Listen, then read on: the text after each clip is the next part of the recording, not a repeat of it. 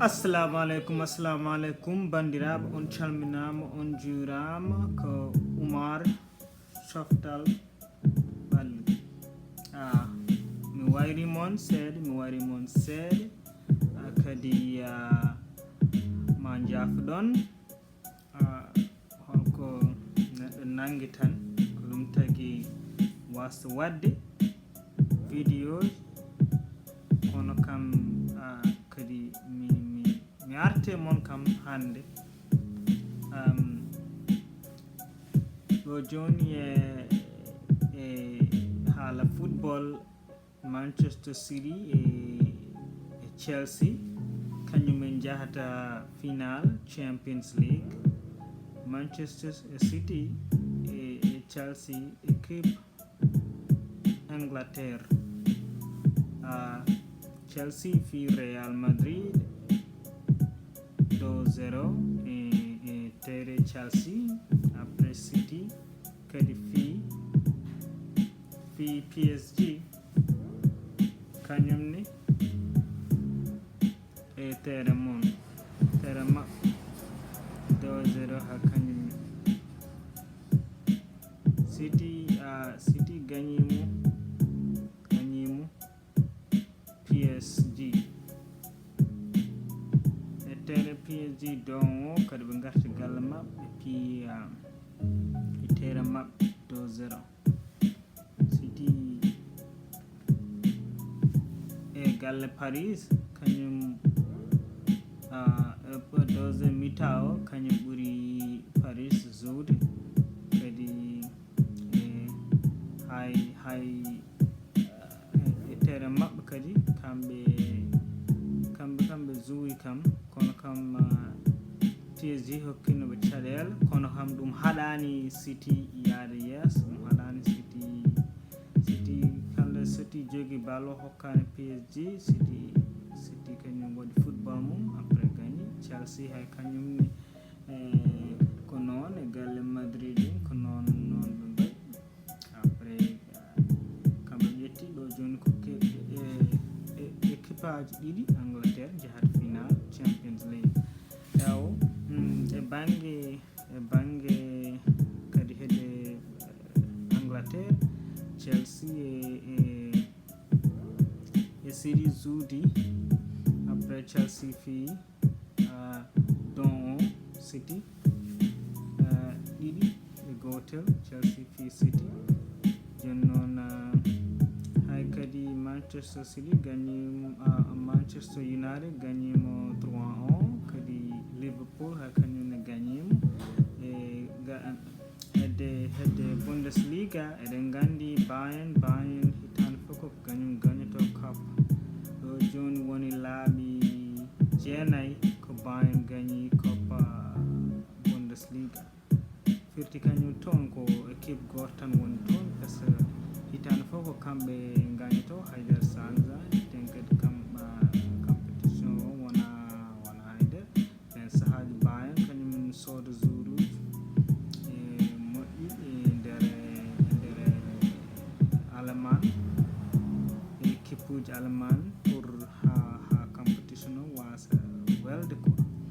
Kono Bayern gagnimo Bundesliga laaɓi 9. après joni kam mi nani hedde ɗon kadi mi nani Lewandowski ene yiiɗi hankkadi ni yaltude Bayern mataw hankkadi ni mataw hol banggue goɗɗo mo yiiɗi yaade kam kono mi nani haala makko ɓe mbi omo yiiɗi yaltude Bayern ten kadi équipe uji jiɗɗo ƴettudemo ɗo ne wawi City en walla Chelsea walla Liverpool en équipe aji nana gara kam haalde haala makko kono min ƴeew saw mawya walla wasa yaade kadi Borussia Dortmund ha kañum nan waɗa ene yiɗi ƴettude place pour yaade Champions League hitande anonde ujunnaje ɗiɗi nogas e goho e ujunnaje ɗiɗi nogas e ɗiɗi ko ɗum ɓe goni habde pour zuuroje maɓɓe biiteɗo Erling Haaland équipe uji mawɗi ɗi nder football en ƴettudemo équipe uji comme no City en walla Barcelona walla Real Madrid. Kono ko affaire o way kono hakkunde Barcelona e Real Madrid. Goto maɓɓe ma ƴetta joueur o, kono mi sikka goɗɗo ɓattade ƴettude min wawi wona Barça, kono min jii kono kam affaire haalis mo namdotowo no ɗum hay klub goto fotano jabde ɗum, kadi fotano yabde on kaalis, par ce que mbiɗa andi ko joueur moƴƴo, kadi o woni ko yaltude, kono haydara hollani taw hunde kaalis a gagnata. A wawa tan ñagade mbiya ko oɗo contract jiɗɗa taw haydara waɗani football, haydara gagnaki taw football ko hunde ko neɗɗo ko seesa yahata, kadi ko haqqille yarata sen yiiɗi yaade e yeeso. Ko ɗum woni haala ka, kono wona tan arde mbiya aɗa haala contract ma yo ɓeyde ɗen gueɗe. ɗum fof wona sens, kono équipe uji ɗi potano jabde ɗum tan. Kadi Borussia Dortmund en yiiɗi ngabbinde kaalel makko dow ene wawa wona 180 million euro, kono kadi 20 million ɓawo makko ene yiiɗi hen, kadi nango hajuji makko agent makko ha kañum ene toppitide affaire makko hay kañumni ene yiiɗi hen 20 million kañumni. Kala équipe jiɗɗo soddemo ne foti wadde ɗum tagaɗɗe ɗum yalta e makko. Kankone omo yiiɗi hebde 35 million hitande fof quoi. Kono ɗum fof wona sens. Ko yo équipe uji ƴeew ko mbaɗa ko mbasa tan mbawa yiide aɗa jeeɓa hunde ko woni ni. Ɗum fof wona haala. Kadi so jeehi hedde Espagne de affaire o no wuuli hedde Espagne ɗo joni Atletico Madrid, Barcelona, Sevilla gon koye habde ka ƴettowo e coupe Espagne. Kono ɗo joni Barcelona e Sevilla e Atletico Madrid zuudi, kono Barcelona woppi hankañum place, par ce que Barcelona ne fonno gagnade Atletico Madrid oɗo samedi, kono ɓe mbaɗani ɗum. Goto fof mabɓe haydara, ha goto mabɓe nannani bal, ha goto mabɓe nannani bal. Après kadi Atletico Madrid joni kam woni yeeso. Kadi oɗo équipe Real Madrid kañum hay kañum jogoyi hande, kono kañum minni e Sevilla ne heddi seeɗa Real perde. Kono affaire Zidane tan ene heddi minutaji ko ɓeydi hen ko minutaji 6. Après ɗon e 4 minutes ko ɓeydi ko oɗo Hazard mataw fi koyngal mum ma jeno kañum e ballon naati. Après goto mabɓe fof dañi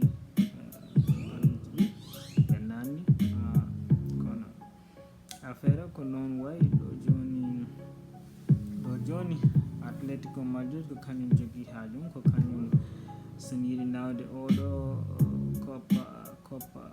Espagne foti toppitade gagnade hankkadini matchuji tati keddiɗi ɗi. So gagnima ɗumen ko kamɓe gonata. Kono min mi yiiɗa Madrid gagno haydara ndeɗo hitande quoi. So Atletico Madrid hankkadini yo ko hedde matchuji tati ɗi, so gagnaki kanko ɗo joni Barça wawa gagnade, par ce que hankkadini woni ko hakkude Atletico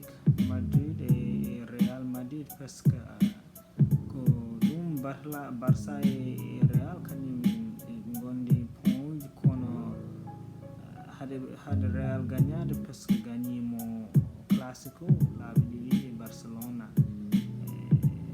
galle Barça gagnimo kadi galle maɓɓe gagnimo tagi ɗo joni ko heddi ko Barça taw Barça no wawi gagnade ha joni e Bay kono Madrid perdat après Atletico Madrid kadi perdat nden tan ɓe mbawata gagnade so wona ɗum haydara wawa wonde par ce que ɗo joni affaire o ko kamɓe jiiɓi koye maɓɓe par ce que ɓe joguino wawde gagnade so gagnino Granadas soɓe gagnino Granadas enen wonanno ko junggo men kono joni hankkadi natti joni affaire o hankkadi ɓe guetti e junggo men gagnade Coupe Espagne kadi ene wawi kumon hankkadi natta wonde entraînement Barcelona par ce que hay goto yiiɗa ko waɗata ko kadi hay goto yiiɗa ko jouwat ko e o change équipe o ɗum foof ene moƴƴi kono no jourat ni foof haydara moƴƴani hen affaire o ko ni wayi kadi woni hen gueɗe kewɗe mo kuman sanjani kadi woni hen jouji mo wappata jour tawde mbawi joude ten kadi omo jogui wona wala piyani com woppi ɗum ɗon ne jooɗi Zouani Braithwaite kañumne nanɗon ha kañumne woppan ɗum hay joude kadi Dembele on wawno nanno ɗum deuxiéme mi-temps o hokku ɗum ha sinno ko 55 minutes ƴeewa ko waɗi ko wasa wadde kono kam somo change jour uji kadi omo tarda wadde ɗum ko ɗum tagui woni caɗele makko ɗe caɗele kummune ɗeɗo gueɗe foof ko waɗa ko ene hamni kadi hay goto weltaka hen ko ɗum woni haala ka hay Zidane kadi hay kañumne Florentino Perez en hankkadi yiiɗa ko Zidane waɗa ko tan mataw yiiɗa no kippo jourat ni ne wawi kadi Zidane wasa wonde entraînement Real Madrid soɓe gagnaki haydara ndeɗo hitande kono soɓe gagnama kadi min ƴeewa enen wawi Florentino Perez kadi eɗen gandi woppa Zidane kadi heddo ɗon hitande wonde kono ko ni tan ko ni balo yara minen équipe uji mawɗi hankkadi mbaɗani ko ponno wadde Liverpool e Manchester United ɓen foof mbaɗani ko ponno wadde kono football ko ni ɗo joni kam Champions League ko min ƴeewa ho gagnito taw ko City walla Chelsea min de so en ɓe wawi yiide en wawi Pep Guardiola gagno après Manchester City gagno kam Champions League kono min ƴeewa ko ni wayi ewo ko sehil mon Oumar Amadou Diallo Oumar coftal ɓalli kadi aremon ewo ɗo joni ko yahata football ko ni tan ɗo joni ko yesta jeeraten ƴeewan hankkadi kadi yejjude kadi haalde kadi Inter Milan kañum gagnima ha kañum Coppa Italie koni keppuɗi jara ewo mon calminama goto foof inde mum e yettode mum ɗo ha